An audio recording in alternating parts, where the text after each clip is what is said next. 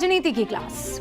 आप जानते हैं पैलेट गन पर खूब बवाल मचा हुआ है, सवाल उठाए जा रहे हैं, जवाब तलब किए जा रहे हैं, नारे बुलंद किए जा रहे हैं। लेकिन आज आपको पूरी तस्वीर दिखानी है, बहुत जरूरी है। खादी और खाकी ये महज दो रंग या दो पहनावे नहीं है हुक्म, ये आजाद भारत की व्यवस्था के वो दो मजबूत पहिए हैं जिनके बिना लोकतंत्र की गाड़ी एक कदम आगे नहीं बढ़ सकती। समझे?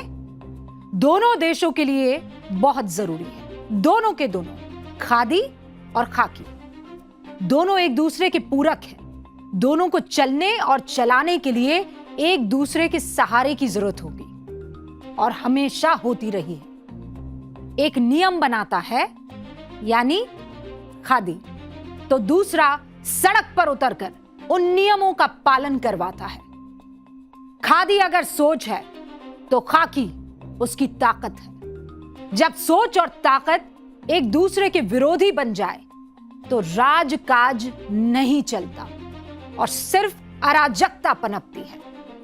लेकिन ऐसा लग रहा है कि ये जानबूझकर अराजकता पनपाई जा रही है। एक अजीब तरह का अविश्वास पैदा किया जा रहा है अपनी ही पुलिस पर, अपनी ही फोर्स पर, अपने ही सुरक्षा कर्मियों पर, और तस्वीर का आधा हिस्सा दिखाया जा रहा है। इस आधे हिस्से को दिखाकर सिर्फ एक पक्ष दिखाने की कोशिश की जा रही है। एक नैरेटिव गढ़ा जा रहा है। 20 जुलाई को जंतर मंतर पर हुई हिंसा और पुलिस के बल प्रयोग का हवाला देकर कल राहुल गांधी ने संसद में गृह मंत्री अमित शाह के ऊपर बेहद गंभीर आरोप लगाए। सुरक्षा बल ने भीड़ को काबू करने के लिए पैलेट गन का इस्तेमाल किया। इसकी आड़ लेकर अमित शाह का इस्तीफा मांगा। ठीक है, आपका हक है, इस्तीफा मांगिए, राजनीति करिए, मंच भी है, मौका भी है और सरकार की दुखती रग भी है। लेकिन राजनीति की आड़ में सिर्फ एक पक्ष की बात मत कीजिए। पूरी तस्वीर देखिए और पूरी तस्वीर देश को दिखाइए। संसद के पटल से जब देश का एक बड़ा नेता कहता है कोई भी बात तो पूरा देश सुनता है। देश का नेता विपक्ष जब किसी मुद्दे पर प्रेस कॉन्फ्रेंस करता है तो सबकी नजर उस पर होती है। लेकिन जब आप सीधा अर्ध सत्य की तरफ लोगों का ध्यान आकर्षित करें, सिर्फ आधा सच बोलते हैं, तो आप सिर्फ सरकार पर हमला नहीं कर रहे होते हैं, आप अनजाने में उस सुरक्षा बल के मनोबल पर प्रहार कर रहे होते हैं जो आपकी भी रक्षा में खड़ा रहता है, आपको भी Z+ सिक्योरिटी देता है। राहुल गांधी ने कल जो मुद्दा उठाया, वो मुद्दा उठाने से कहीं ज्यादा मुद्दे को भड़काने जैसा क्या नहीं था? उसका असर क्या आज संसद में देखने को नहीं मिला? संसद के बाहर प्रदर्शन करते हुए विपक्ष की तस्वीर सामने आई। बैनर, पोस्टर लिए हुए सांसद आपको दिखाई दे रहे हैं और बहुत गौर से देखिएगा। मैं तो चाहती हूं कि अगर ये जूम करके आप तस्वीरें देख सके तो और भी बेहतर होगा। ऑर्डर किसने दिया? Who gave the order?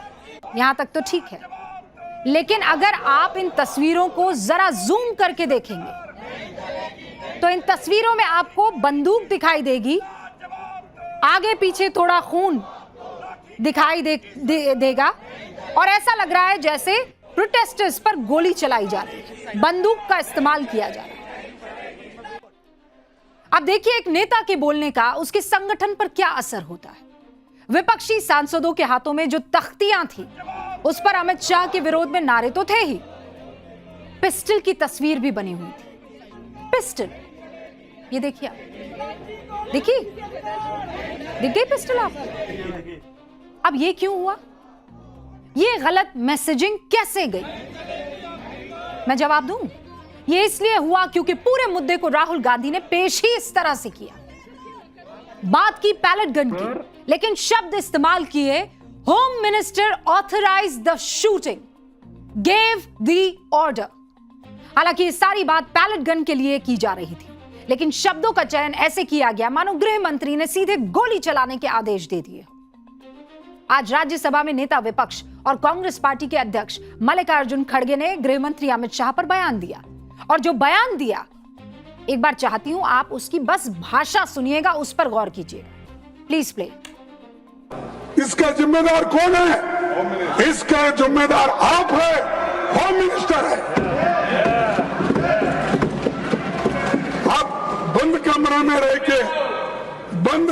में रह के आप सुन रहे होंगे मेरी बात, लेकिन आप बंद कमरे में रह के बहुत दिन छुप नहीं सकते। एक दिन हम बाहर खींच के लाएंगे और जनता के सामने हम दिखाएंगे इनके दिल में क्या है। विरोध का नैरेटिव किस दिशा में मोड़ा जा रहा है देख रहे हैं ना आप। कांग्रेस पार्टी के अध्यक्ष देश के गृह मंत्री के लिए ये कह रहे हैं जो अभी आपको मैंने सुनाया। देखिए हुक्म, पूरा देश अपने बच्चों, अपने जेनजी, उनकी जरूरी मांगों के साथ खड़ा है। मैं फिर कह रही हूं और मुझे कोई माइका लाल ये कहने से रोक नहीं सकता। ये देश जेनजी के साथ खड़ा है, खड़ा था और आगे भी खड़ा रहेगा। लेकिन यह भी सच है कि 20 जुलाई की हिंसा को निष्पक्ष होकर देखने की भी जरूरत है। शब्द लिख लीजिए, निष्पक्ष होकर देखने की जरूरत है। सियासत का एक चश्मा आपको दिखाता है कि पुलिस ने प्रदर्शनकारियों पर बल प्रयोग किया, लाठियां बांधी। ये देखिए, शांतिपूर्ण प्रदर्शन करना हर नागरिक का मौलिक अधिकार है और पुलिस का जरूरत से ज्यादा बल प्रयोग किसी भी सूरत में जायज नहीं ठहराया जा सकता। इस पर पुलिस की जवाबदेही तय होनी चाहिए, ठीक है। लेकिन क्या तस्वीर के दूसरे हिस्से की किसी ने बात की? ये तो सबने बात कर ली। आओ, मारो, पीटो, खदेड़ रही है पुलिस, लठ मार रही है पुलिस, पैलेट गन तक की खबर आ गई। लेकिन क्या पुलिस पर हुए हमले की बात किसी विपक्षी नेता ने की? क्या यह बताया कि उस दिन जंतर मंतर पर बैरिकेड्स किसने तोड़े? पुलिस की ह्यूमन चेन को किसने तोड़ा?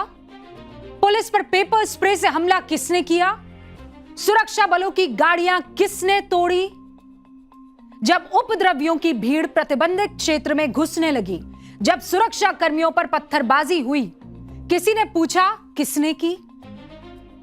हिंसा में 200 से ज्यादा पुलिसकर्मी घायल कैसे हो गए, किसी ने पूछा? क्या राहुल जी ने यह पूछा? क्या प्रियंका जी ने पूछा? क्या अखिलेश जी ने पूछा? क्या उद्धव जी ने पूछा? क्या ममता जी ने पूछा?